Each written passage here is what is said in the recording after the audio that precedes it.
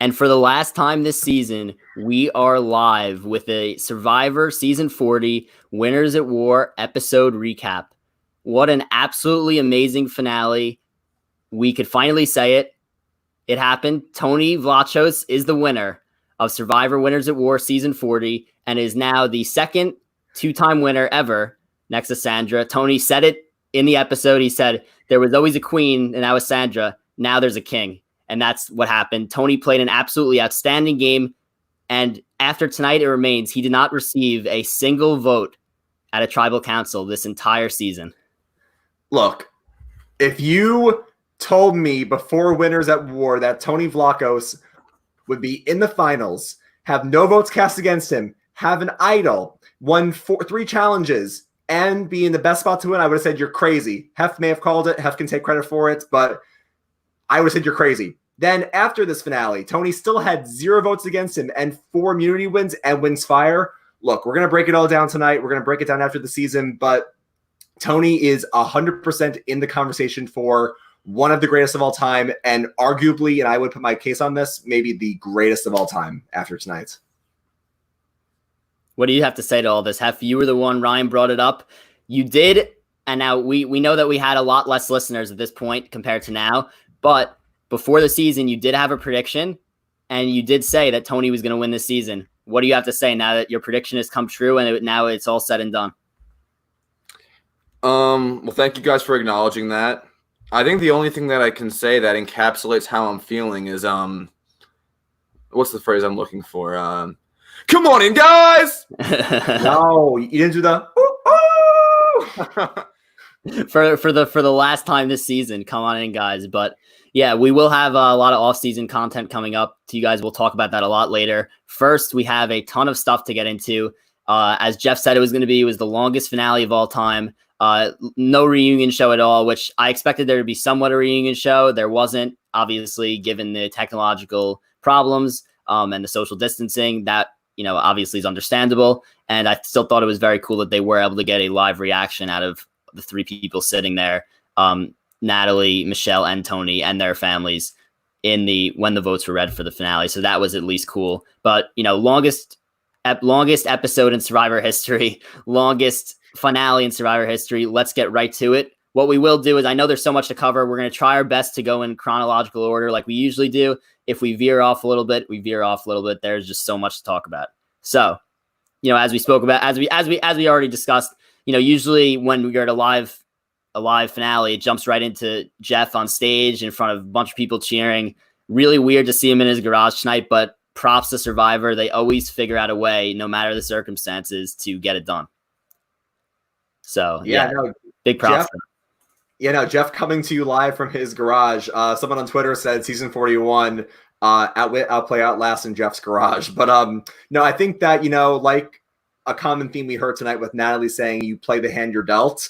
With COVID-19, we are dealt a very heavy hand, and I think the team did a great job to try to bring it to us, with the sets, with the music playing as he's reading the final votes. It was as good as it could have been with everything happening. The only thing that would have been better if they had more time would have been a reunion with all the people on the screen, but I think they did the best that they could. So I thought Jeff and the team deserve a huge hand for that. Did Jeff arrange the background behind him himself? That's what he said, that the production sent it to him with directions of how to set it up, and he did set it up. Pretty impressive.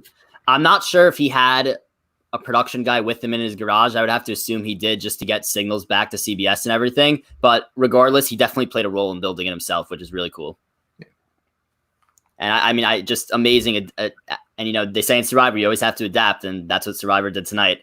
But yeah, as we expected with the whole recap coming last week at the end of the episode, right at the beginning here, we did have the battle back challenge immediately, and Natalie did end up coming back. I know that was a very popular prediction for many people, as she did have 14 fire tokens, 3 advantages in the challenge, and she did get a tremendous amount of airtime the last few weeks. People thought it was, a lot of people were, between Natalie and Tyson. It did end up being Natalie. I want to ask you guys, what did you guys think of the advantages that Natalie was given? I have thoughts on it, but I want to hear your thoughts. Terrible. So elaborate. I want to hear why. I want to hear the whole thing. She had a ridiculous head start. and I understand she earned them on the edge of extinction, but either make it so there's a maximum of 2 advantages you can get, or make the advantages less substantial, because she was so far behind in that first like post maze or whatever you want to call it, and she ended up winning the whole thing. If she didn't have any advantages, she would have maybe come in last, and like it gave her such an unfair advantage that it really. I mean, I didn't want her to come back, so I guess I have a bias, but I am incredibly upset about how unfair it was. What do you think? I think it depends on the advantage itself. I think we saw with the first advantage, you skip the rope maze at the start, and I think 4 people or 5 people, including Natalie, Parvati, Wendell, they all had that. And we saw Wendell, and shout out to Dylan for calling Wendell as a dark horse candidate. He almost came back tonight. But I mean, I think you're right though. I don't mind the rope bridge, and I don't mind the skipping the first maze, but the digging is the biggest thing. I think Kelly mentioned it on our podcast with her, or maybe it was Russell. I think it was Kelly, though. You don't know how deep you have to dig. And in the hot sun, I mean, that's why Caleb got medevac. There's nothing more exhausting than digging in the hot sun, exerting that effort. So that probably was the biggest time saver for her. I mean, look, we can go on and on about we don't like the edge, we don't like the advantages, all of that, but I mean, Natalie did earn her way back in. She did struggle. I was a little nervous for her at first, but she managed to pull it out. Advantages were a big factor here, but the biggest one had to be the digging, though.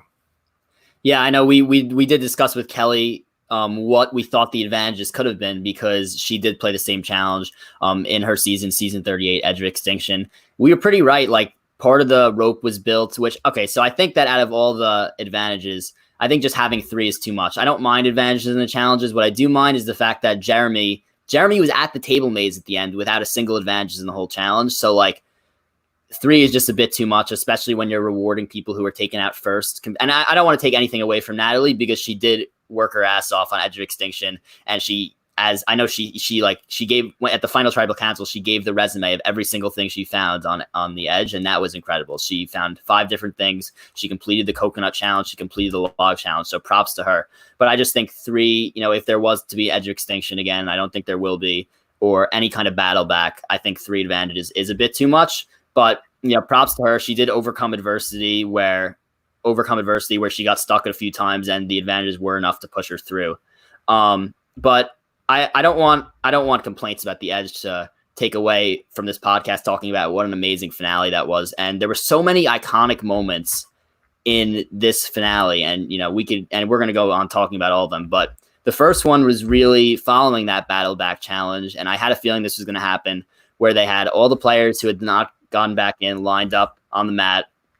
And it was almost like each player was giving their farewell speech as if they were making a retirement from a sport or something like that. What did you guys think of all that? I know it was an extremely powerful moment, just to get all these amazing players, some of the best of all time, talking about what Survivors meant to them and almost making a farewell speech. Yeah, it was really incredible, super bittersweet, because like you mentioned, we're likely not going to see most of these players again. We might see, a couple, maybe if they do a Legends or if they do another returnee season, but we're likely going to see most of these people not return ever again. And it was like emotional, because I'm not going to see these players again. And we're kind of putting a bow on their story. Like Kim's story was, I played a flawless game my first time. I come back this time, I had to play from the bottom, which I never had to deal with before. It was humbling, and I learned to fight through that, and I'm proud of what I accomplished. And then Amber's story is, I came back out here for him. People said I shouldn't have won. Rob should have won my season, and I wanted him to have that support so he can go and do it, because I believe more in him. And then Rob is saying, well, she's the strongest woman I know. So it was very powerful for sure. And it was hard to watch, not because it was bad, but just because it was so tough as a fan to realize I'm not going to see most of these people ever again. Yeah, I agree. And part of the reason this season has been so hyped up, and I personally love the season so much, it's not just because of the plethora of big moves, but it's just so fun watching these 20 players that we've been able to see for so long and really understand them as people. And getting this personal element was something that I really loved. It was so cool to see their stories come full circle.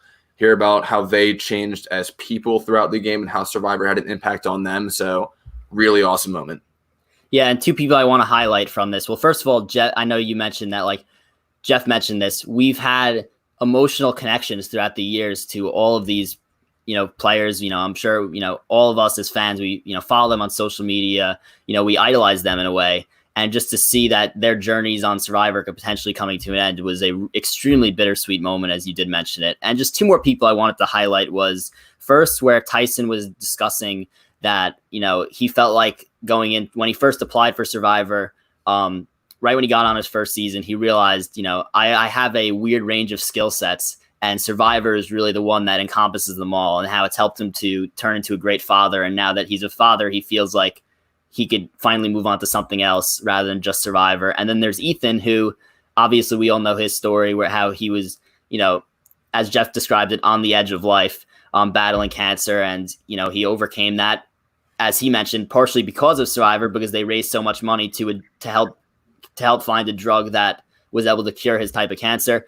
And he made it all the way back to the point where he could compete on Survivor again. And so, just huge props to both of them, two amazing players, and they both had great speeches also. And I don't want to leave out the one person else who spoke, Parvati, who on the season was leaving a newborn baby to come out and play. And it was definitely great to see her back as well this season. Yeah, again, just to put a bow on this part so we can move on to the rest of the episode, I think that not only was this so amazing just from these players, but like Parvati said, she had to leave a newborn baby, and in a way you can't say yes because you have the baby, but you almost can't say no. I think that it'll be argued whether this season Winners at War is, the best, is it top 5, is it top 10, wherever you want to rank it. I think we all can say that this is hands down the best cast. Like, we will never get a cast like this ever again. I'm one of the biggest Heroes versus Villains fans, and even that cast falls slightly below this one. This is an iconic season of not just Survivor, but TV reality and history. So that was like a nice culmination of the show itself. Yeah, for sure. And, I want to jump past Battle back now and get right into the game. First, I want to start out by what Natalie did as soon as she got back to camp. Obviously, being somebody in Natalie's position like Chris Underwood was, when you spent so much time on the edge of extinction, and especially like with people knowing that Chris had won and it being so controversial, Natalie had an uphill battle right away. As Rob said in the final tribal council, she needed to play an absolutely perfect game to have a chance of winning. And I think that right when she came back, she played the right way in terms of just being like, every single person thinks that Tony's going to win the game. Every single person thinks that Tony's playing the best game. That was the only way she could have gone, and I do have to give her props for that. What did you guys think of, the whole dynamic in the 6 people left once she did come back? Hef, you want to go? Sure. So it was smart, but Dylan, I think you texted me. It was expected as well. Right. It's pretty much exactly what she had to do to even stand a fighting chance. Something I thought that was interesting was she said it right in front of Tony. I think that if I were in her shoes, I probably would have pulled Sarah or Ben to the side and pitched it to them so I could have a conversation with them, because obviously they wouldn't have turned on Tony right in front of him. So I thought that was interesting, but yeah, it was predictable to see that from her. It was what she had to do. Yeah, and you really saw Sarah struggling to believe, well, do I believe Natalie and maybe jump ship on Tony? Or do I think that Natalie is playing the game to because she has to do it? Now, the truth is that it was both of what Sarah said was correct. She said, Natalie was playing the game by doing that, but the truth was clearly that also everyone did think that Tony was playing the best game. And I think that and we'll talk a ton about it as we go, this was a very, very heavy Sarah episode for a lot of different reasons that we'll get into here, but this was the very beginning of it. Mm-hmm, for sure. Yeah. So following that, you have, Jury thinks Tony's the best. Sarah has to believe it or not. And then you have the immunity challenge. Similar. You had the slide similar to other very epic challenges that we have seen in the past, but a kind of a combination of both. And you have Michelle winning immunity there. that was a absolutely shocking challenge. And I thought it was very funny how Jeff kind of foreshadowed it as Michelle was lagging behind. And Jeff's like, come on, Michelle, you know this challenge, you know this puzzle. She had done this puzzle in her season, and that's how we got kicked off basically with this finale in the first immunity with Michelle winning. So I thought that was incredibly impressive to start out. I don't know about you guys, but I didn't love that. She had a huge advantage with the puzzle. So I think based on yes, I agree. But at the same time, each challenge this season has been from a certain season that has been played. So for example, Jeremy theoretically could have got to the end, and that probably would have been the challenge no matter what in the final four. You get what I mean? So I think that throughout the season, since they have been doing it, yes, it was an advantage to her, but certain players have had an advantage in challenges that they had run already this season. And also props to her. What did she film 4 years ago at this point, and she remembered pretty much the puzzle exactly to a T, which is impressive nonetheless. Yeah, no, I agree. I think I've read some interviews before, and I'm pretty sure that, the challenges are all planned out and predetermined, so it's not being placed to help Michelle, of course. And again, I also thought that Michelle was going to win this challenge the minute I saw the puzzle. You basically, if you've done a puzzle before, you know how it works again. It's just ingrained in your mind. So even though she was falling behind there, I easily saw her winning. The biggest thing I wonder is when they started the challenge, did Jeff say we're going to draw for spots, or he just said we'll get started? Because if you can choose your station first, I got to think you go with the planks first, because even though it'll take you the longest time, you get that out of the way, and then you can zip across the other two. I know that Michelle was the last of the puzzle, but that could be a knock on Michelle. I feel like if you have to choose between the rope bridge and then the little stepping stools and then the planks, I feel like you start with the longest one and just knock it out of the way, right? Yeah, I mean, it's kind of a similar thing with Kelly Wentworth in her season that we were talking about, how you do the hardest one first. I would assume they would have drawn for spots. Yeah, I would assume so. But this whole thing where you had Michelle with immunity, Natalie with an idol, that was you had four people against two. So you had Tony, Sarah, Ben, Denise against Michelle and Natalie. And the crazy thing here is that Natalie was safe as long as she played her idol, and Michelle was safe because she had immunity. So now we have the big strategic moment, for the first big strategic moment of the finale. And as usual, Tony sniffed it right out to a T. He knew that Natalie was going to have some sort of advantage, because I want to throw this at you, Ryan, because I think you remember it. Did Chris have an advantage coming back from Edge at Final 6?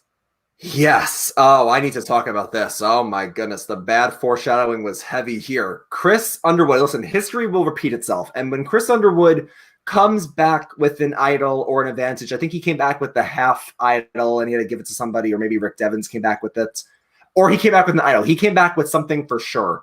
Yes, he did. He did, because he held on to his idol, had Lauren play her idol on him, and then he played it at Final 5. So he did. That sets a precedence. If you know Chris comes back with something, you have to assume Natalie comes back with something. And even if you don't know Chris came back with something, the fact that she beasted it out on Extinction and she got all these advantages, you got to figure maybe she bought something to come back into the game with as well. So I was floored here, you guys, when I see Ben and Sarah saying she doesn't have it. She doesn't have it. They almost screwed Tony's win out of this.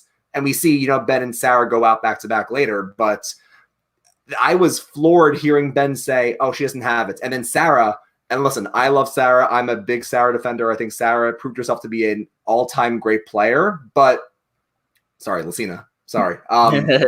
But when you're saying, oh, I think that after one day of her being back, she would have told me. Now, granted, I know she could argue they told me to say that, or it was like I had to say both sides in the confessional, so it was kind of like edited weird. But when you're saying to us that I thought she would have told me for sure, because we had that social bond, I just could not believe the bad reads that Sarah and Ben had on this. What have I been saying, boys? What have I been saying? What have you been saying? She overweights her social game so much. No. Okay, I think she has a great social game. She definitely she credited her social game with being 100% sure Natalie didn't have an idol. Well, Hef, my counter to that is I think that she lost the game on this move, first of all, based on what we saw following that. So that is that was a fail in her social game to not read this. but also the reason that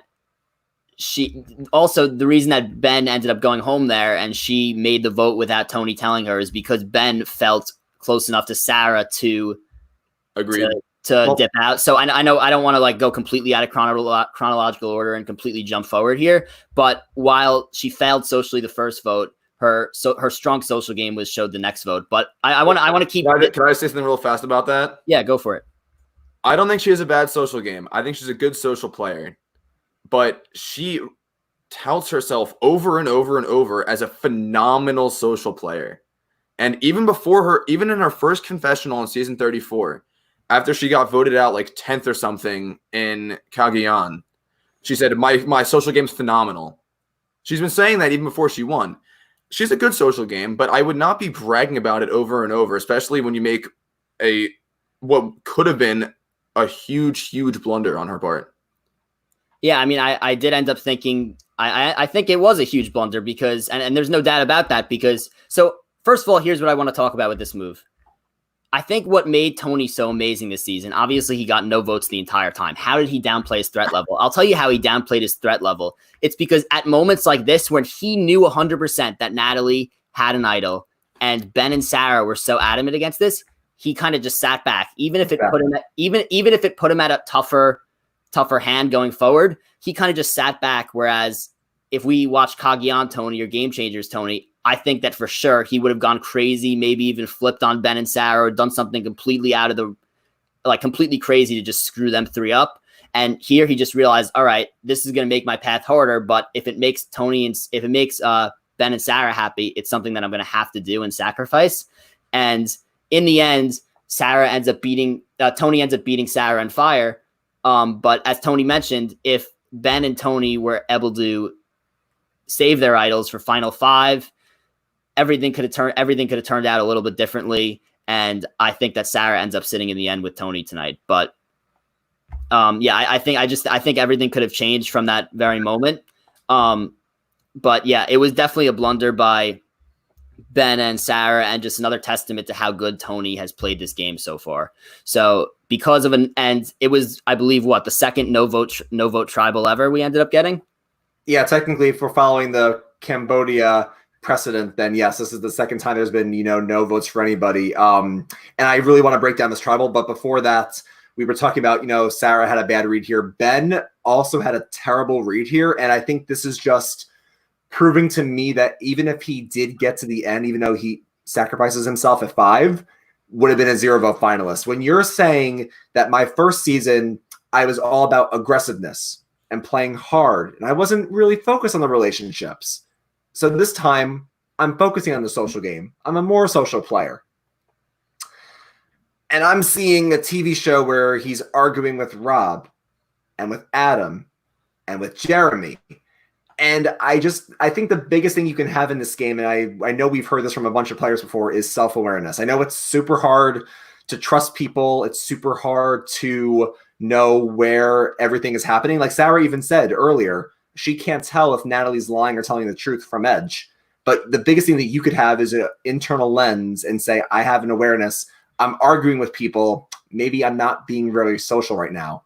And I just can't believe that they both thought she didn't have an idol. And then Ben's out here saying, I'm playing a lot better socially this time. That just shocking.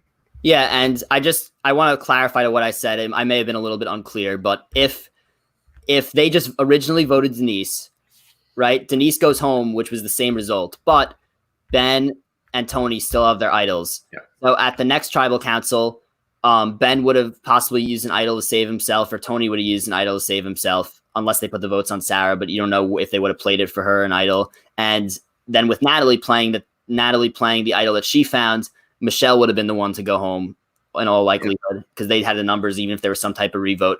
Michelle would have been the one going home. And then 3 of Ben, Tony, and Sarah would have been sitting with Natalie at the final 4. So the odds of Sarah making the final 3 would have gone up tremendously had they listened to Tony there. And I completely understand that Sarah felt like she needed to take some sort of control because, especially with Natalie feeding her information that's coming from the Edge, that people see Tony as playing a better game. I understand the need for Sarah to be so adamant on something, but this was just once again a perfect read by Tony and a misplay by Sarah and Ben. No, absolutely. Yeah, and then we move right on after. Hold on. Go for it. I wanted to talk about that tribal one more thing. Speaking of misplays. Oh, yes. Okay, yeah. I know what you're going to do here. Okay. Yeah, so why did Michelle and Natalie not put 2 votes on Sarah so they would go to rocks? Well, fire. Right. Okay. Good thing you brought that up because I almost skipped past that and I had a mental note to mention that. So I have a feeling that this is going to be a huge topic of conversation, especially because, from our TVs, from us viewing at home, we all saw Sarah as a bigger threat than Denise. Maybe they didn't see that because Denise had gotten out Sandra already. I think that the bond between Sarah and Natalie, that we saw Sarah play up, obviously play up too much because she thought that Natalie would have told her. But I think that bond was strong enough to keep Sarah there for one more day, just because maybe Natalie thought that there was still a chance that she could get Sarah to work with her to blindside somebody else. That's my read on it. I don't know what you guys think. I'll take that. I accept that. I believe it. So my read on it is, we didn't see a Sarah and Natalie relationship. The only thing we heard was Sarah saying we have a relationship. My biggest and this was, by the way, this was great TV in terms of repeating the Cambodia Final 6 where you have no votes for anybody, and then kind of like an idol train where one has immunity, 3 played an idol, and now you're down to 2. So it's really intense here. So I did love this moment. The strategy here, Dylan, I gotta think their perception in the game is Denise is more liked by the jury, I think. Denise slayed the queen. Denise has an amazing social game. I feel like they probably were more scared of Denise. And I do think this is a strategic blunder. I was reading people's opinions on Twitter. I have my own thoughts on this. This is a blunder here. If you know this is a tight threesome of Tony, Sarah, and Ben with Denise as their as a foursome, you got to take this shot here. You have to take the shot now. I know they might have been afraid of Denise more than Sarah, and maybe Sarah had those bonds to save her, but I think this was a mistake for Michelle's game. You have to take the shot at Sarah there when you have that. Yeah. I think that's definitely possible because I know that everyone definitely saw Denise as a threat and they had known the move she made on Sandra. So I think that matters. But at the same time, something just tells me that because the goal of Natalie was to eventually break up that alliance. But I do think at this point, she still thought that she could use Sarah as a number at some point. So that is my read on it. And if so, Hef, that's a huge testament to Sarah's social game. If somehow a bond from the first 2 days carried over all the way to lead her being safe for one more vote. But we have so much more to talk about. I do want to move on. So next we have another immunity challenge, and just remind me what was the challenge in Final 5? Final 5 challenge? Something involving water. Oh, yeah, right. This was a I don't know if we've seen this exact challenge before, but it was very cut and dry. Just, swimming, jumping, and then a little carnival game of throwing the sandbag. It was very simple and very straightforward. I actually was pleased that Tony won this because Tony has said in the past that he's not the best in the water. So I'm glad he managed to come back and do well. Granted, when you're throwing a sandbag, it's like a carnival game. Anybody can really win it. But no, it was pretty straightforward to the point, giving our boy his 4th immunity win. And wait, hold on. Before we go deeper into the tribal, I did miss that we left out right before they had that huge idol hunt where they put an idol back into the game since Natalie had already played it. Ben had already played his. Tony had already played his. Tony failed to find the idol and Natalie did find it. I'm a little bit surprised they threw an idol back in at Final 5 like that.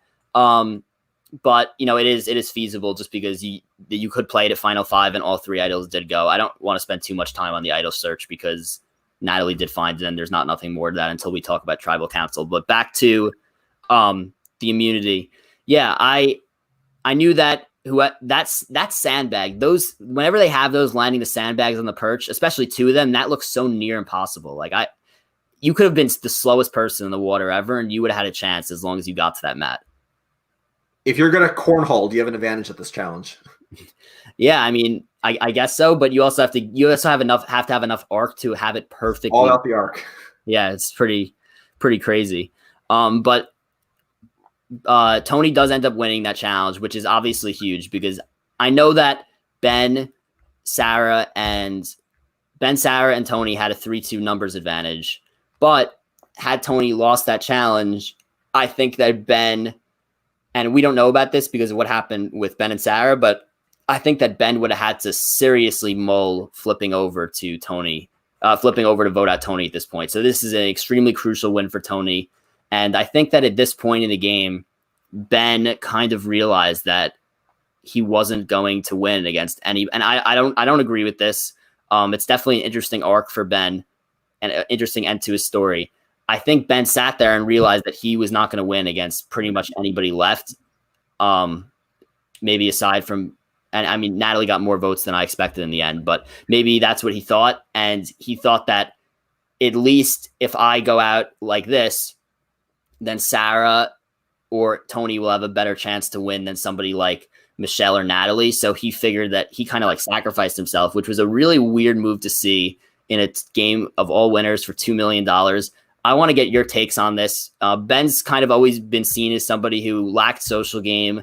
Did get into fights with several people this season, but he really did value the relationship between him and Sarah to the point where he gave up his game for Sarah's, just like that. Like, I want to get your takes on this. That was a huge move, something we definitely haven't really seen before. I thought it was crazy. I don't know about you guys. I thought it was dumb. I thought it was naive. I think that, so first of all, there was a non-zero chance he ended up in the final tribal council with Michelle and Natalie. Would not have been ruled out of the question that he could have won in that situation. So I think that was a reason that it was dumb. And also, by going out fifth instead of maybe, let's say, coming in third place and getting 0 votes, he probably gave up like $100,000.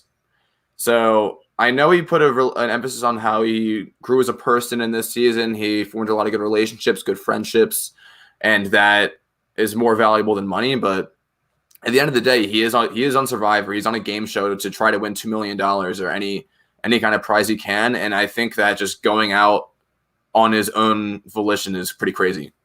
Yeah, I mean, listen, I'm a competitor. I'm not a fan of anybody, quitting or falling on the sword. But I mean, this wasn't a strategic ploy. We see Ben giving a confessional with tears in his eyes, saying, I really felt for Sarah. My heart goes out to her. She's my friend. I want to prove to people that, I do care more about like my relationships than this game. Again, I don't agree with this as a winner and somebody representing your season, but he obviously is a really great person. He's a Marine. Ben deserves all the respect in the world.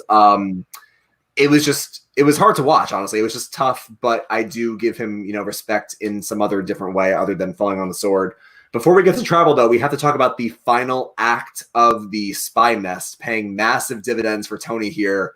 Also, I almost had a heart attack because when Tony was climbing up, we saw like a leaf or like a branch fall on the ground. I thought that was his shoe at first, and I'm like, is Natalie going to see his shoe on the ground and say, why is Tony's shoe under that tree? There was a split-second chance I thought Tony could get caught here. But yeah, let's hear your guys' thoughts on the last act of the spy nest. I mean, the fact that everyone knows about Tony's spy shack in season 28, spy bunker in season 34, and then he was able to pull off a spy treehouse or spy nest without getting caught all season is absolutely insane. And I think about it like he actually he was so close with Sarah to the point where Sarah was helping him get information like through the spy nest, and every single time he would go up there, he'd be like, "Oh, Sarah, like bring people over here to talk about it." I thought for a split second that Natalie was going to just look up in the tree and he was going to be there. I was not, because she was like looking around. They kept weirdly like putting the camera on her. Turns out they put it on her because she put the idol in her buff, which was on her wrist, and Sarah noticed it right away. What did you guys think of the whole Natalie hiding it on her wrist, and then Tony wanted to vote Natalie out, but he finds out that she has the idol, and then this all happened before Ben kind of gave himself up. So I want to get your reads on all this. So I have a couple comments. First of all, Bird, can you highlight Andrew Heffler's comment in the chat? As much as I love the Spy Nest, it's amazing TV. It's great content as a viewer.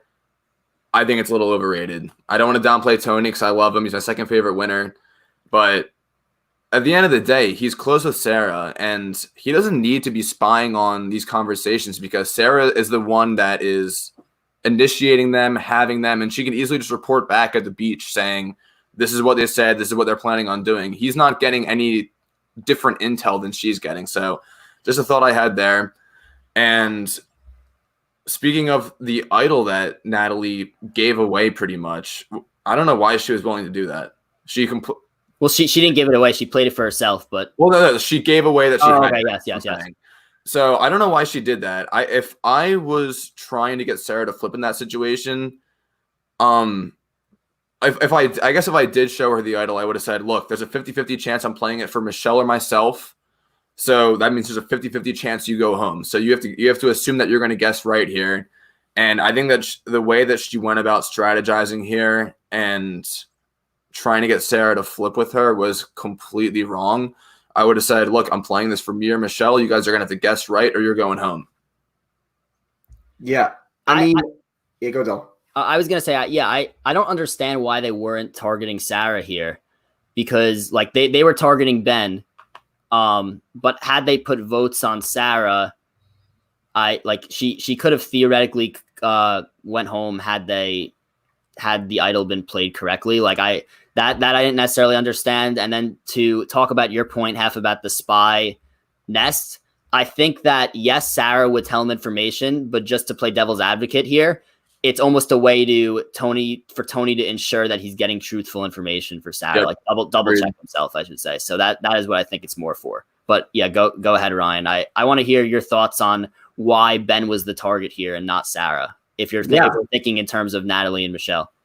I'm glad we're talking about it because not only was this is the last vote of this season, but also everybody in the chat is analyzing it as well, which we love to see. I mean, just really quickly to address Hef's point, I do agree. I mean, it is goofy, it is gimmicky. I know it's not like the most strategical thing we see on the show, but it's great TV. I love to see it. And I do think that Dylan brings up a good also addendum to it that, it does double check information and cross checks. So I do like it for that reason. There is some strategy. It's not the best thing in the world because it is kind of goofy, but I still like it as a viewer. The strategy here, I thought this was very interesting from a lot of perspectives. For one, I got to think the reason they vote Ben here, Dylan, is because they're scared of Ben at Fire. I mean, I guess, right. Yeah, you want to break up that threesome. You easily could put votes on Sarah to break up her and Tony there. But the problem is you put Ben to Fire there and Ben likely wins. Now, granted, you could say, well, then what the counterpoint is, why don't we take out Sarah?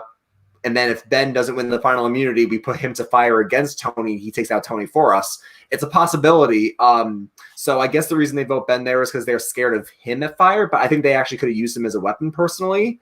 And then as for why Sarah votes Ben out here, I do think someone mentioned this in the chat earlier, but I do think it was a blunder because, I mean, we see then Sarah get put to Fire in the next vote. You have to know at this point, if Michelle's on the outs and Natalie's with her, if there's a 50% chance you or Tony win the final immunity, and there's a 50% chance that Sarah and Michelle and Natalie win immunity. If one of them win, they're bringing each other, and then you go to Fire. I know the episode was teasing, who will she bring with her? It was going to be Natalie the whole time.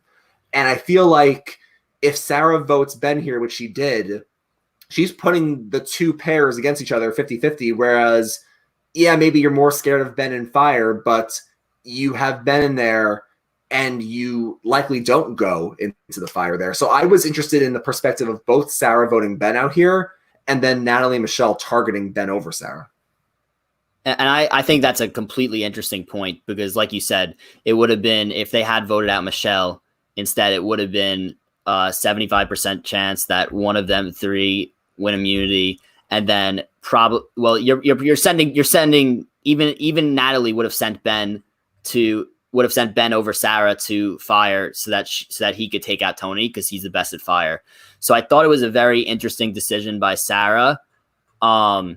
But at the same time, and I also think it's an interesting decision by Michelle and Natalie because maybe you want Ben to be there for potential Fire. But at the same time, I think that Natalie drove it into Sarah's head so much that she had to make a move, and she felt like that maybe this was something that she was going to sell at the end, that I did make a move without Tony. So I think that was really, really the thing that was drilled into her head at the end, even though it didn't end up being the right thing. We also had a big speech in this tribal. What did you say? We also had a big speech in this tribal. The Sarah, yes. I personally thought it was a very good speech. I think there were so many great moments, great speeches, great confessionals in this thing. I really like it, and I think that it was very, very funny when she was like, "You could call me Lucina instead of Sarah." Like that was all great. I love all that stuff. And I know that there are tons of people out there that think it's reality TV, and these are not real moments. These are very, very real moments on the show, and I think it's great whenever we see somebody have a reaction like that, and especially when you get Jeff, who completely felt it and understood, and the jury, you could tell, was very into it. I love those type of moments. What do you guys think? It was a very good moment, no doubt about it. But I feel obligated to play devil's advocate on this one. I really don't think it was about sexism. I mean, there is a double standard in the Survivor world where women don't get credited with going behind people's backs as much as men do. There's definitely that going on. But in Sarah's case right here, you are not playing a stronger game than Tony. No one is underestimating the game you're playing. Tony just happens to be playing arguably the best that's ever been played in 40 seasons. So please don't make this about gender. Of course that does exist, but that is not what's happening here. Also, I think it's worth pointing out in season 34 that she said that she was discredited because of the dirty game she played. Well, her biggest competition in the final tribal council was Brad Culpepper, who played a really, really dirty game, and that's why he lost. He won 4 or 5 individual immunities in a row, but at the end of the day, he ended up losing because of his dirty style of play. So I completely acknowledge the fact that there is a double standard going on in Survivor, and we've seen it often. But in this particular case, I do not think it held a lot of strength. Yeah, I want to comment on that. I agree with you in the sense that I don't think that it was the case that people were favoring Tony because he was a man. I don't think that was a thing. I legitimately think that Tony was playing a better game. But what I think here is that I think that Sarah did bring attention to a good issue, regardless of whether it applies this season. Sure. It definitely does apply to past seasons, and Jeff Probst did admit that, well, maybe I was, calling women by their first name and men by their last name, or maybe language is used towards women differently than men in this game. So I do think that it was definitely a great issue to bring up. That was awesome that Jeff admitted it. Right. I love that. That's why I think it was a great moment, whether or not it applies in the season or doesn't. I totally agree. I feel like it wasn't just cool how he said it, but the fact that they also showed it. And I think it's something that fans often, some fans feel one way, some fans feel the other way. I know I follow a bunch of different people on Twitter, people who feel one way and one of the other. And some people do feel like he does give that preferential treatment, or if he had his way, the winner of the season would be somebody wearing a Boston hat. So, some people do feel that way. So I'm happy that Jeff did acknowledge it. And then as for Sarah's speech about this in the final 6, I just feel like, it's true though. And for the most part, if it's, the male-female duo, the male gets the credits. And I do see what Hef is saying here, that, Tony was playing such a baller game, and you have to respect game respects game. But Sarah's right. And unfortunately, we do see a precedent set in the past where in Survivor history, where if, the female makes this move, she's known as the Black Widow, or she's known as somebody who is very cunning and conniving. And there are those unfortunate stereotypes. And I think that Sarah did such a great job of trying to highlight that. And it was a good, character moment. And I think the show also did a good job at trying to give a come from behind narrative. The whole season we saw the pre-merge Tony getting these funny moments. He was more quiet. And then in the post-merge, Tony did an amazing job in the game. And I think going into this finale, we all were saying, oh, Tony's got this. It's not even a contest. He's our winner here.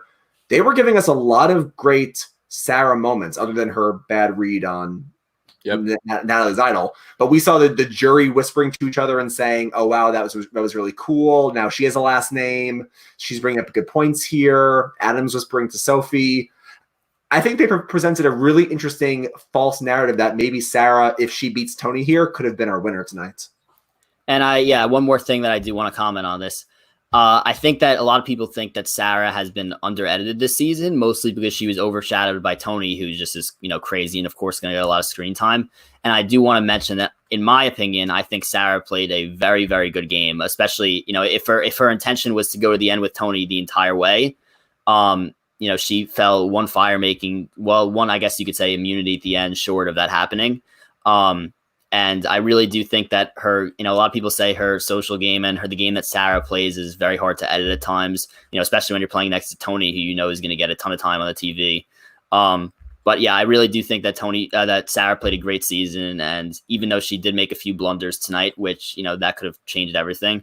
I'm happy that, people, even a speech like that, I'm happy that people could recognize that. And that's why I think it was very important. Mm-hmm. But to move on, we have, after Ben gets voted out in Final 5, we have a classic Final 4 immunity challenge, one that we saw in Second Chance, Token Teens, and then I don't know when the other time it was played. They said it had been played 3 times previously. I'm not sure if you remember, Ryan.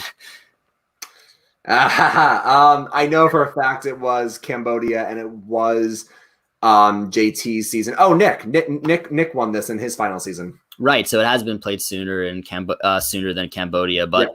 I think it's a classic. I love it. I always say, if I were to be on it, like, if you lose concentration for 1 second when there's like 4 or 5 balls going, you're done. And I was like, all right, Tony has the, like, he's crazy, but like he has focus when he needs to. So I thought Tony was going to come on with the challenge. Ends up that Natalie ends up winning it. And I have to say, we have seen Michelle play great when it comes to like endurance challenges and maybe even puzzles. I was extremely impressed. Michelle, I was so sold that Michelle was going to win that. She looked so calm for the most part. And then you had Natalie, who I saw somebody on Twitter was like, oh, it was Odell Beckham out there, like making these like miraculous saves and catches with the balls. So I always love that challenge at Final 4. I thought it was great. This is a great final challenge. I mean, I would love, if I had my pickings, to have the final challenge of the season be that big epic challenge, where they're going for all the bags and they solve the puzzle, or in Heroes versus Villains, Russell makes his way through the maze and he gets the necklace at the end. I would rather have a big ending, but a classic like this immunity challenge where it's all about the focus is really intense for the viewer. So I do like it there. And Natalie, hands down, is just a beast in terms of winning all these challenges and advantages on Extinction and then coming back here and, like you said, Odell Beckham almost fumbling, but making these miraculous saves. Natalie, in every sense of the word, is just a beast. She definitely represents the outplay part of Survivor. And listen, I thought for sure here that, as soon as Tony's ball dropped, I had flashbacks to Kelly in Cambodia. I'm like, oh God, if Tony can't win granted, back then fire making didn't exist, but if he can't pull a rabbit out of his hat or make fire, Tony's gone here. So that was kind of cool too. And I want to say quick before we get into the whole decision about the fire making, I'm so thankful for fire making because your game should not come down to a drop ball. If you've played a perfect game like Tony, haven't got a single vote all the time, it should not come down to one immunity challenge. You should have an opportunity to still play your way into the Final 4, even if you drop a ball. And I know that's my reasoning for the fire making. That's why I like it. Of course, a lot of traditionalists say, well, Survivor's not played like that. But to me, if you're in the Final 4 and you've played a great game up to that point, your fate should not come down to one single challenge when it's so much bigger than that, the game. And that's why I think that fire making is so useful. At least this season it definitely was. I agree 100%. I actually have the counterpoint to both of you guys on this. And listen, again, I would be a hypocrite if I said this, because if Tony doesn't have the fire making, Tony likely gets voted out there. So who am I to say fire making isn't great when Tony Vlachos is our next 2-time winner? So I love it for saving Tony here. I guess I am a traditionalist. I just feel like, yes, Dylan, you're right. I do agree that if you've played such an amazing game and you lose one challenge, it really hurts to be that robbed, like the David Wright or the Kelly, like to be the fallen angel and get fourth place. It hurts them and it hurts us as viewers.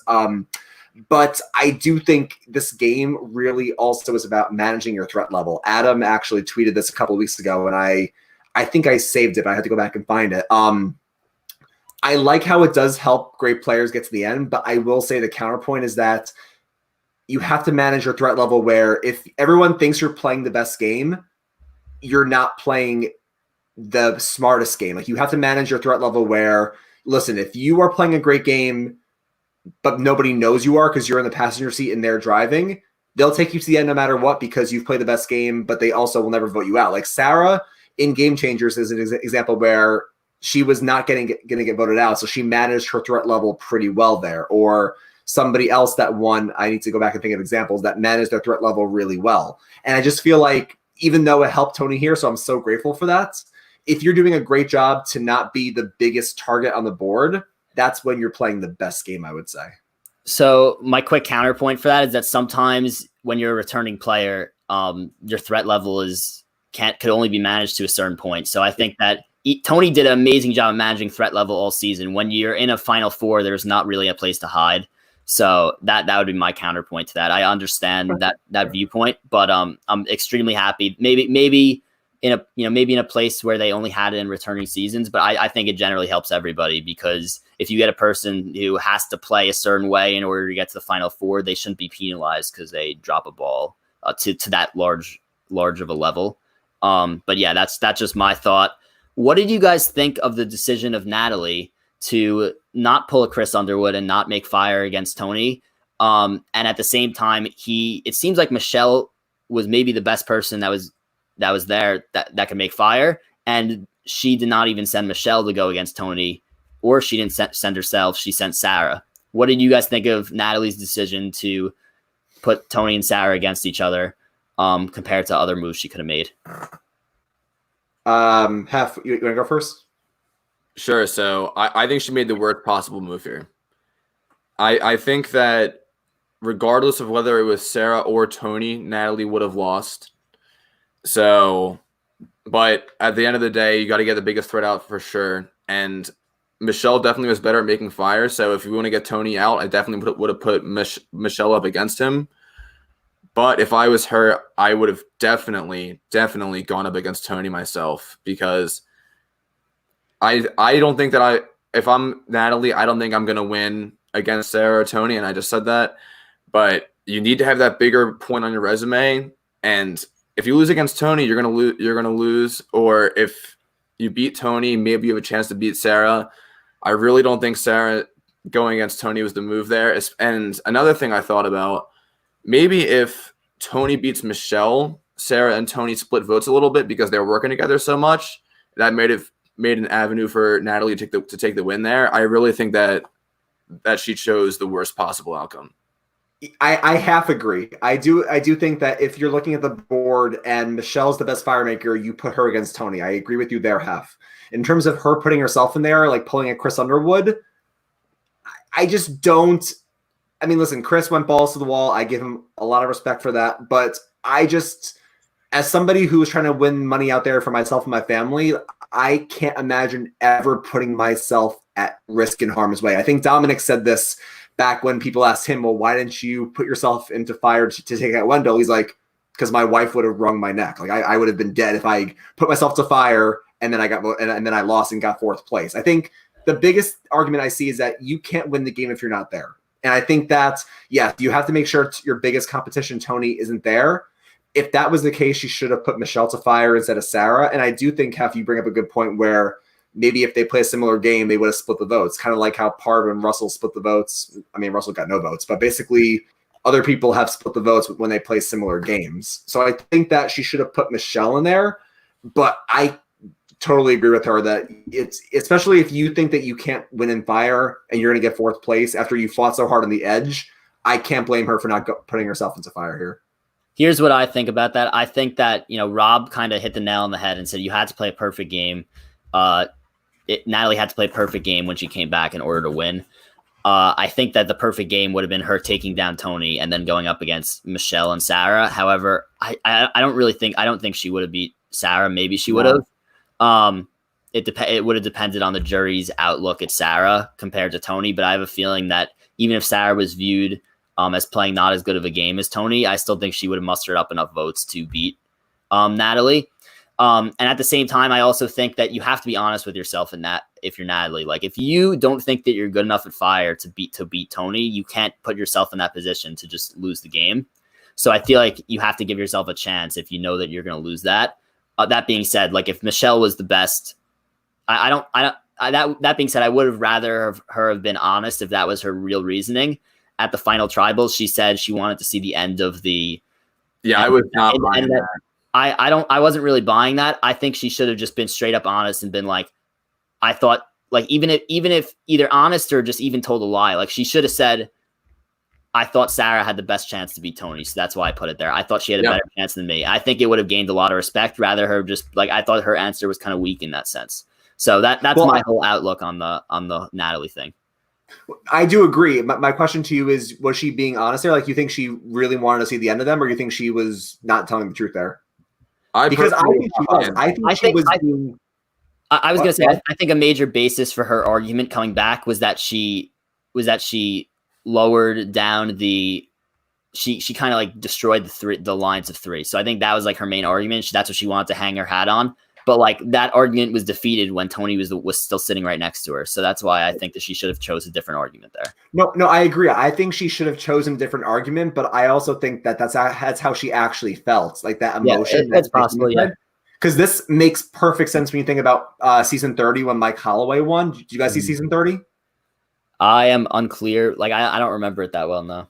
So basically, I don't remember it that well, but just give a quick recap. Not to give a history lesson because we still have to break down the final tribal, but like basically that's the season where Mike beasted his way out because he was on the outs. Right. That's because his blue collar group turned against him, like the Rodney, Sierra, Dan. They all flipped on Mike, and when he gets to the final six, he's like, I can go with Sierra and Rodney and Dan, and have all blue collars at the end, or I can go with Mama C, Carolyn, and Will. I can have a blue collar, a white collar, and a no collar, which I don't know if that's good for my game or not, but I would rather lose to Carolyn than go up against my other blue collars who stab me in the back, and I want to see the end of them. So I feel like it's not the best argument to make, so you're right. I do think that she did honestly feel that way emotionally, which is why she did that. Yeah, and now I want to talk about what was easily one of the most iconic moments in Survivor history, the fire-making challenge between Sarah and Tony.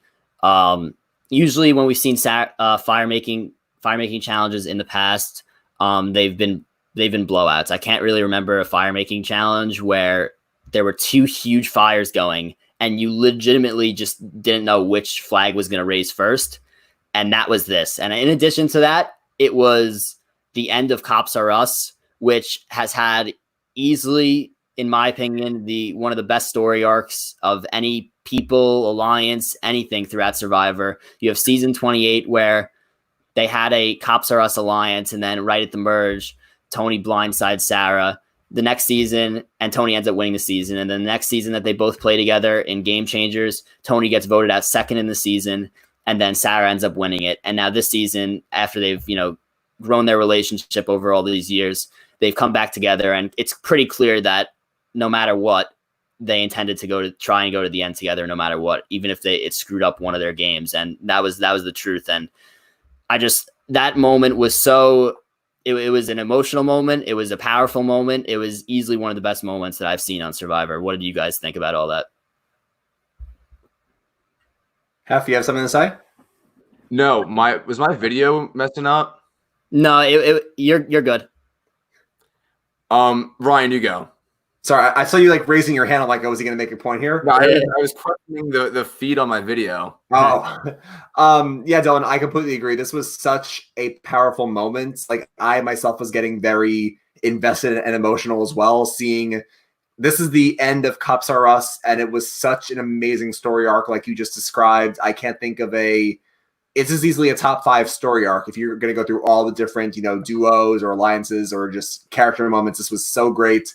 And then you saw how powerful their bond was. Like, Tony could have been like, I beat you and I'm going to win now. Thank you very much. That's it. But he was so broken up over having to let Sarah go there. And I felt that was so powerful and sweet because they are best friends, and they, like she says, I am the one that has to calm him down. I am the one that has to like rein him back, but that's how their relationship works. So I felt them in that powerful moment there for sure. Definitely a major change from Tony from his winning season to this season. He was cheering when he blindsided people in 28. He was upset when he voted out his closest ally, Trish, but he wasn't nearly as emotional. He was completely broken down when he voted out, or when he beat out Sarah in that fire making challenge. So very, very cool to see our boy Tony maturing a little bit. Yeah, and he did have a comment in the final tribal council. I'm not sure if he caught it, but he's like, I'm not the Tony that I was in Kageyama. Yep. I'm not the Tony I was in Game Changers. I just literally came into the season as Tony, as myself. And I think that is the evolution and adaptability that makes a Survivor player so great, is that they realize mistakes that they've made in the past. They have such self-awareness that they could, adapt to any situation that they're given. And in terms of this situation, the end of Cops R Us, you very, very rarely see Tony get, we've seen Tony almost crying because he, found an idol and he's so happy, but we've only seen him break down completely 2 times out of his 3 seasons. Once was when his entire family was there for the loved one visits, obviously understandable because every single person broke down. But then the other time was this moment, and he couldn't even, I saw people tweeting this video. He couldn't, when they sat down after the challenge was over and Jeff was talking to them, he couldn't even look up and take his head out of his hands because he was just so devastated at the fact that, he was the one to put her out in the end and they couldn't go to the end. Like I'm sure he had such a range of emotions. Like he was happy. He probably knew that he had a great chance to win the 2 million. At the same time, he wasn't going with the person that he intended to go with, who ended up being his best friend throughout the game. So I just thought it was such a powerful moment, amazing story arc. I'm going to have to rewatch it as soon as we finish podcasting. Yeah. It truly was amazing. Amazing. Yeah, and let's get to the final tribal before we get. And I know that everyone's been shooting questions throughout this podcast. We are going to go back and put a bunch of the questions up. And yeah, but before we do that, I do want to talk about the final tribal council, the way the votes went. What did you guys think about that?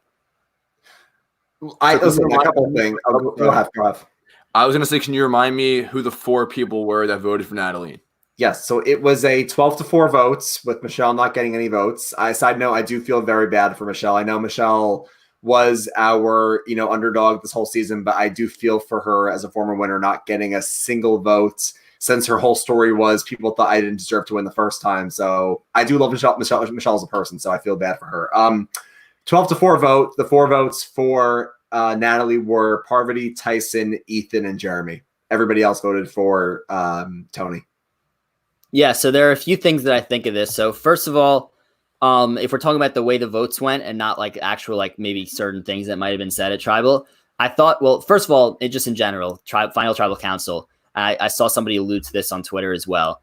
This is one of the first times where I thought that all 3 players in the final Tribal Council were spoke extremely well, like really, really understood their arguments.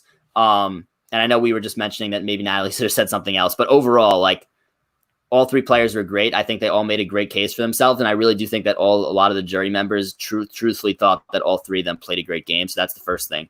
The second thing is I am very surprised that Michelle did not get any votes. And I do feel bad for her because I know me and Hef has mentioned this several times on the podcast. I always love the story of an underdog and being on the bottom. And Michelle was on the bottom ever since the merge. And even before the merge, at times, pre-merge, there were times where she was in trouble when she was with Parvati, and they were the 2 women on that tribe. And there were 3 guys, and she had to kind of weave her way out of that bad situation as well. So I always love the story of an underdog. And I think that there's only so much you can control in the game of Survivor because there's so many different factors. But given the hand that Michelle was dealt, she did a good job of creating the social bonds in order to stay in just one more day, win immunity when you have to. And I'm a little bit disappointed that Natalie was the one to get the 4 votes and not her. And I'm not completely taking anything away from Natalie. Like she also did the best she could with the hand that she was given, other than maybe 1 or 2 moves that she made when she came back. So I want to give her credit for that as well. But I think that when you're Michelle and you've been on the bottom and you haven't actually got voted out of the game, then I wish that the people who were not going to give the vote to Tony would have considered giving a vote to Michelle, even though, yeah, second place or third place, like, but not getting any votes, I think is a little bit ridiculous. Just my opinion. I agree. And I would have given my vote to Tony, but let's say Tony wasn't there, I would have 100% thrown my vote to Michelle. By all accounts, she should not have been there. She was playing from the bottom of a minority alliance week after or day after day, week after week as we're watching the show. She should not have been in that final tribal council. And Dylan, as you said, I really appreciate the underdog story, and she had to fight every single day to make it to the final tribal. I definitely would have voted for her if it were not for Tony.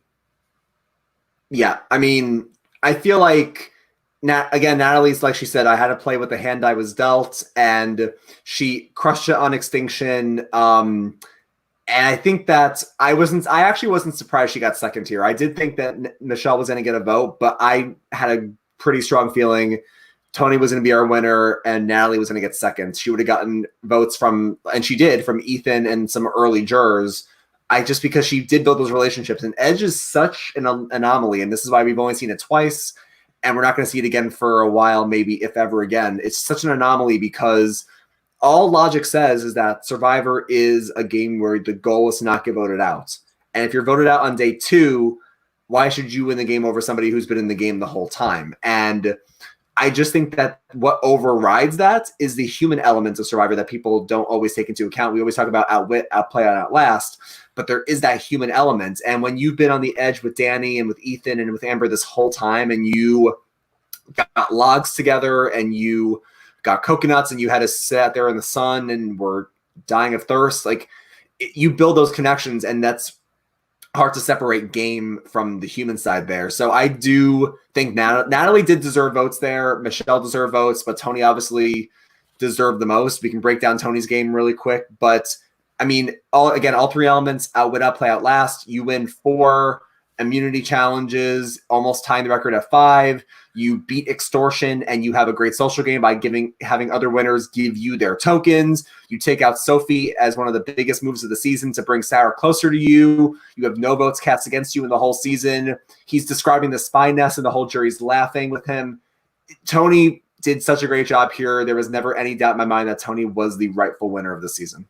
Yeah, and I just want to hit on this comment right here from Rhonda, who says, I don't think Tony said enough explaining blindsides like him and Sophie and like the scrambling he did, but it was obviously enough. I believe that, I want to believe that he probably did, but it was just edited out. You know, obviously we see a very abbreviated version of Tribal Council, and, you know, they're trying to show, you know, semi-equal airtime to all 3 people, give their best answers. So I think that he probably did, but it was not edited in. So that's what I want to say to that. But yeah, Ryan, I definitely do agree with you as well, and have you as well also. Are there any particular questions or comments at the final Tribal Council, or any of the individual votes that you want to address before we move on to questions?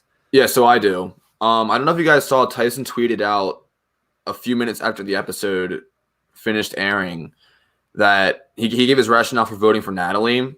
And originally I thought it was because it was a quid pro quo. She gave him an idol. She gave him some peanut butter. So that's why he ended up voting for her. But he tweeted out he voted for Natalie because, quote, she's a badass and a true friend. At the end of the day, I'd love seeing a friend win and enjoy 2 milli over an acquaintance I barely know.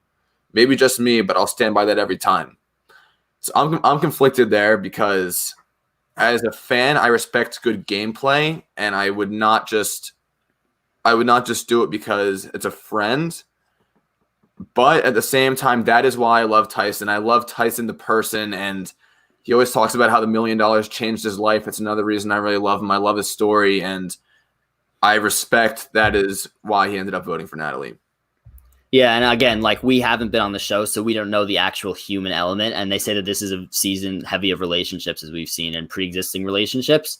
And like, I don't know what I would do if if one of you guys were sitting in the final tribal that maybe I didn't think played a good enough game, but like there was somebody I barely knew that played a great game. Like $2 million is a lot of money, and ultimately Survivor is a social game, and relationships and a human element does come into it. So yeah, and I'm sure it was the same way with Jeremy. Jeremy's, known Natalie since season 29, been extremely close with her.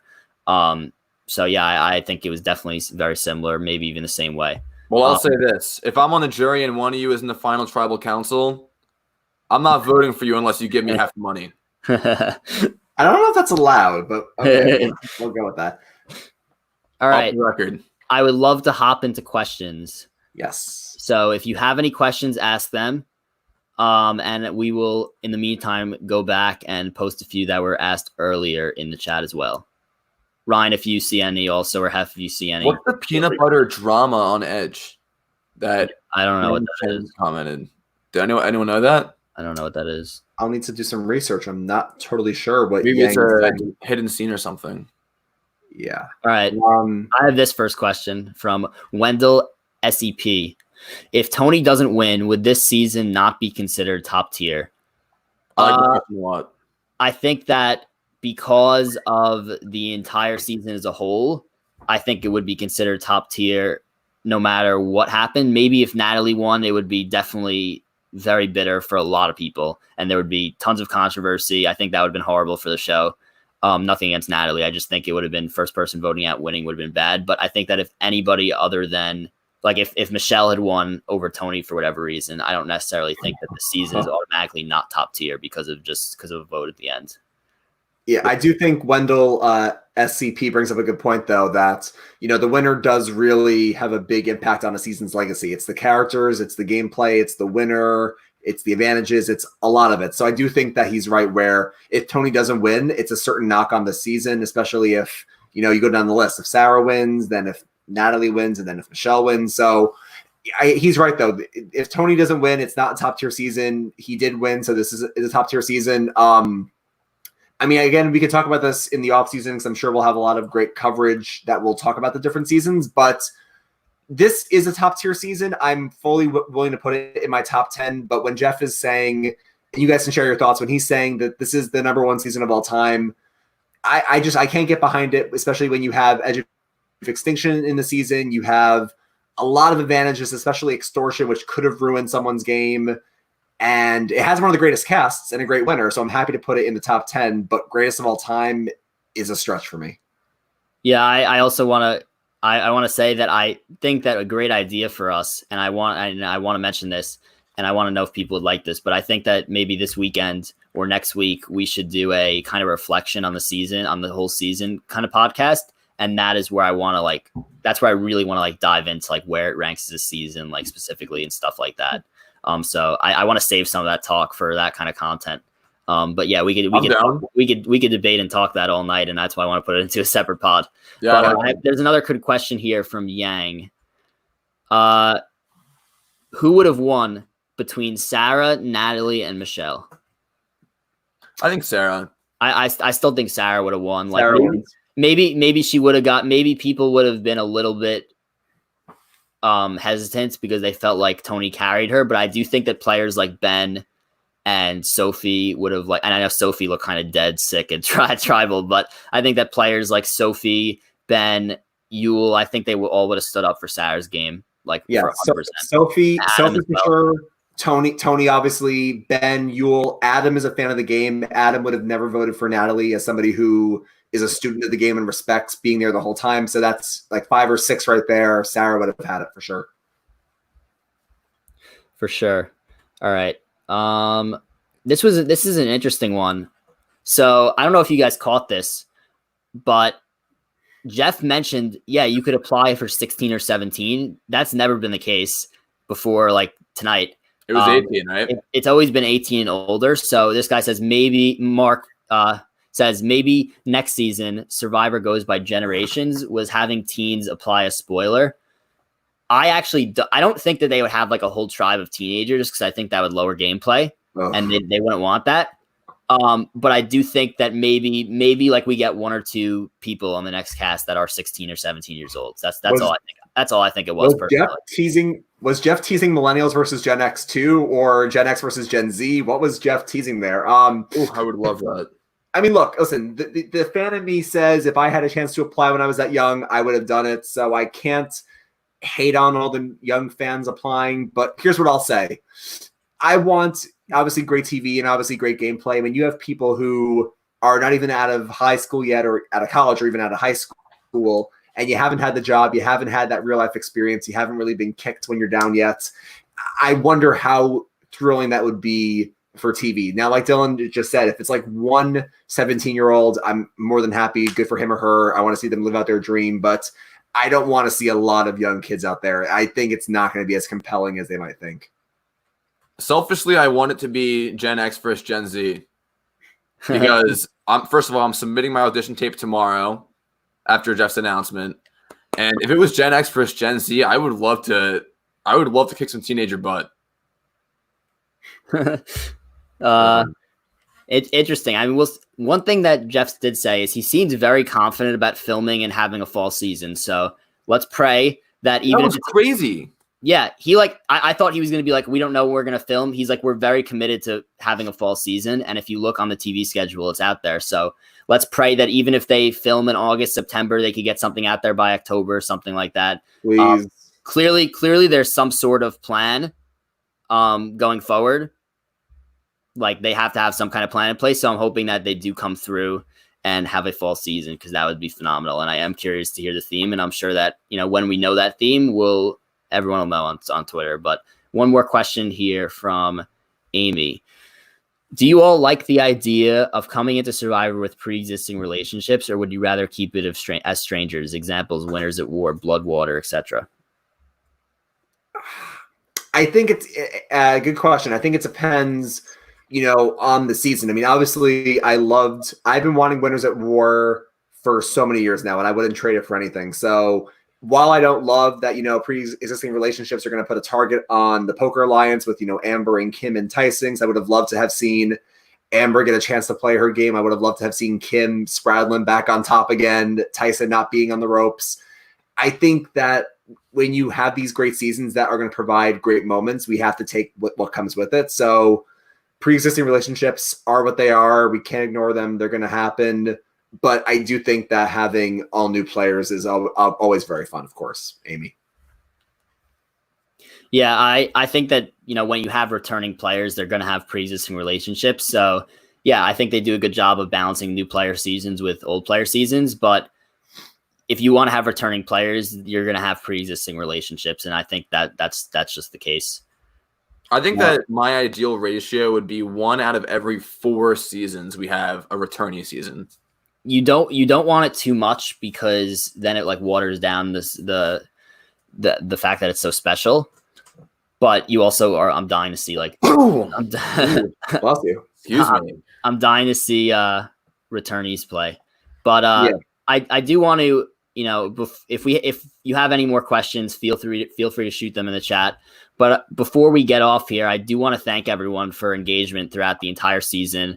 We came into this season having, I believe, 6 subscribers on YouTube. We had 49, I believe it was around 49 followers on Twitter.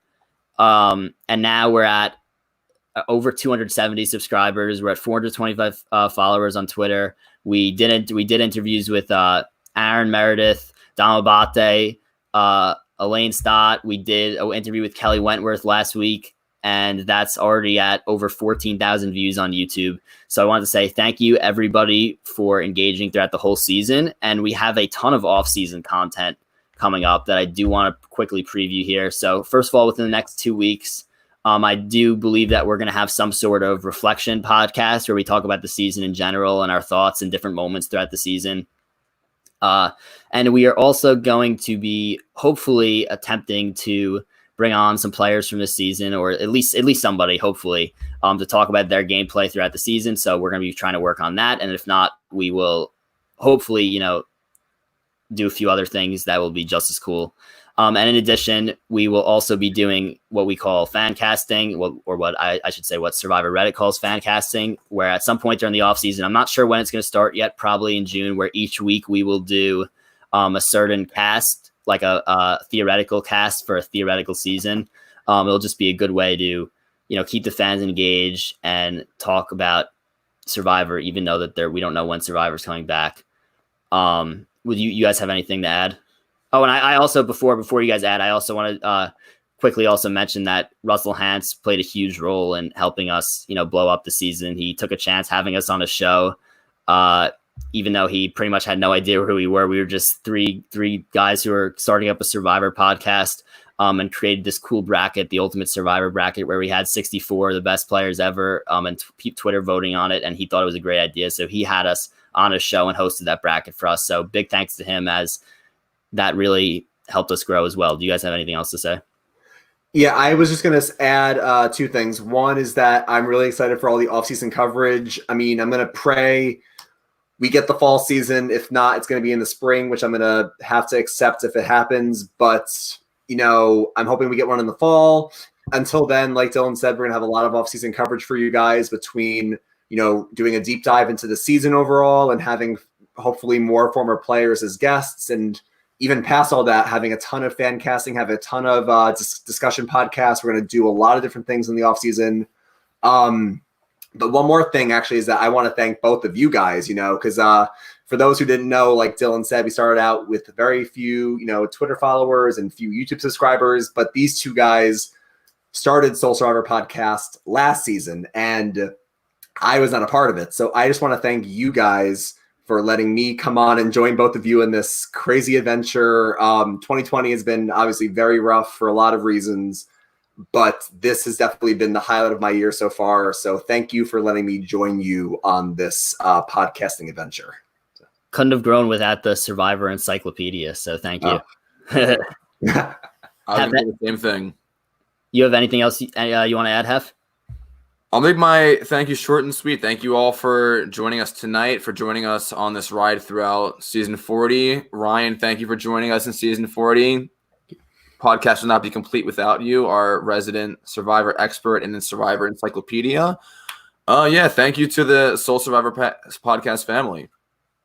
Yeah, and I'm excited to continue content in the off season and continue postseason content, because there'll be a lot to talk about over the next couple of days, couple of weeks. So for one last time this season, and for the last time we do an episode recap for who knows how long. Hef, you want to say it? Ryan, take me in. I was going to say, for the last time, I've got nothing else for you. Grab your torches, head back to camp. Good night.